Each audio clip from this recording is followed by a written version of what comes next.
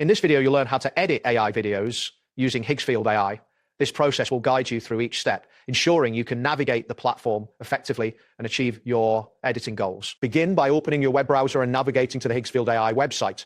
You can do this by typing Higgsfield.ai into the address bar and pressing enter. Once the website loads, you should see the main interface with options for video and image generation. Next, locate and click on the button labeled Edit Video on the homepage. This action will redirect you to the editing section of the platform. You can confirm you are in the right place when you see the editing tools and options displayed on the screen. Once this appears, find the option labeled Killing O1 EDT and click on it. This step will take you to the specific editing interface for the Killing O1 model. Ensure you see the editing layout before proceeding. After that, look for the button that says Upload a Video to edit and click on it. A file selection dialog should open, allowing you to choose the video you wish to edit. Be mindful of your internet speed, as larger files may take longer to upload. At this point, you will need to select the video file from your device. Once you've chosen the file, click on the Open button in the file dialog. The system will start uploading the video, and you should see a progress indicator during this process. Next, find the button labeled Upload Image and click on it to upload any images you want to use in your video editing.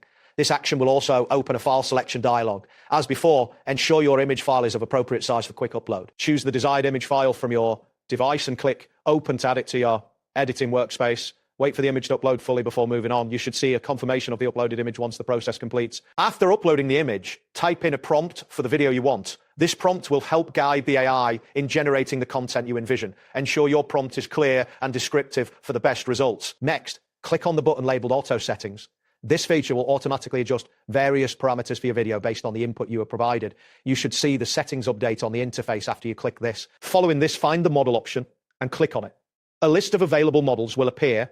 Select the appropriate model that suits your editing needs and confirm your selection by clicking on it. Once you have chosen the model, proceed to click on Killing O1 Video Edit.